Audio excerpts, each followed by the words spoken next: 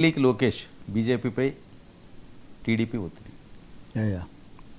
అంటే 2-3 విషయాలు ఉన్నాయి. ఉదయమేమో 3 లక్షల ఇళ్ల పంపిణీ పెట్టారు వివిధ చోట్ల. చంద్రబాబు నాయుడు అన్నమయ్య జిల్లాలో ఒక చోటు నుంచి తను ఇచ్చేసి లాంఛనంగా ఇవన్నీ మేము పూర్తి చేస్తాము, గత ప్రభుత్వం ఆలస్యం చేసింది, ఇట్లాంటివి. నిజంగా రకరకాల ఇళ్ళు అలా మిగిలి ఉన్నాయి. ఇప్పుడు పంచుతున్నవి ప్రధానమంత్రి ఆవాస్ యోజన కింద దాని కింద కట్టేవి. టిడ్కో ఇళ్ళు అనేవి ప్రతి చోట అదొక ఎడతెగని సమస్యగా ఉంది.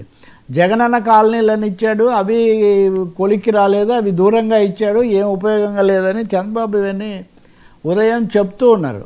సో మేము ఇంకా పెంచుతాము, అన్నింటినీ కూడా పకడ్బందీగా తీర్చిదిద్దుతామని.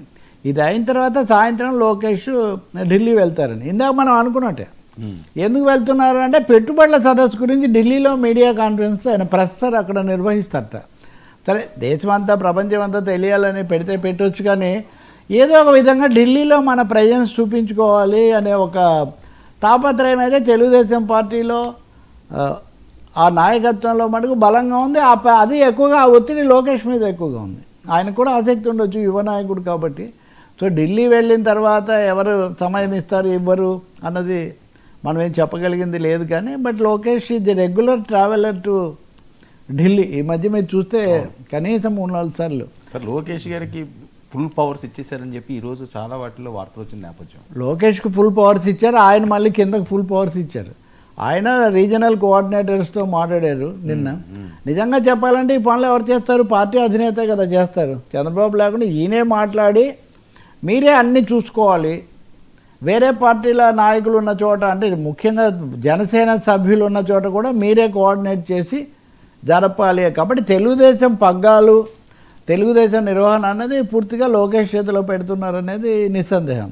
అలాగే ప్రభుత్వం తరఫున కూడా చాలా ఎక్కువ ప్రచారం పొందే పెట్టుబడులు, ఐటీ, పరిశ్రమలు, కేటాయింపులు, వ్యాపార వర్గాలకు సంబంధించిన సంబంధాలు, ఈ అంశాలు, మీడియా వ్యవహారాలు, ఇలాంటివన్నీ కీ అఫైర్స్ అన్నీ నెమ్మదిగా లోకేష్ చూడడం అనేది జరుగుతుంది. దాంట్లో భాగంగా ఢిల్లీలో లైజానింగ్ కూడా కేంద్రంతో. ఈ లైజానింగ్లో ఆయనకు బీజేపీలో ఉన్న ఆయన బంధుమిత్రులు కూడా బాగా సన్నిహితంగా ఉంటున్నారు. వాళ్ళు ఎక్కువగా ప్రోత్సహిస్తున్నారు.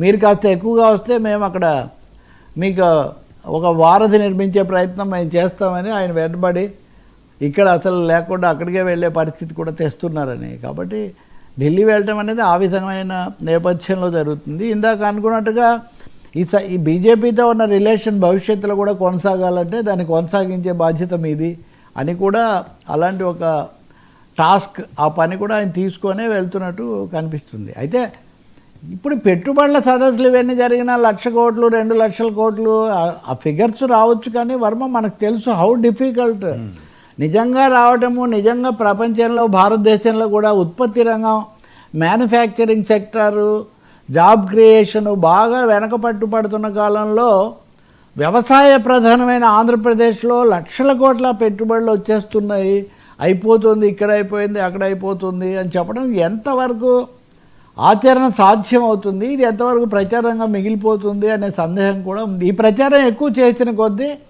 దాన్ని నిజం చేయకపోతే ప్రజల ముందు మళ్ళీ ఇదవుతాం కదా అనే ఒక ప్రశ్న కూడా వస్తుంది.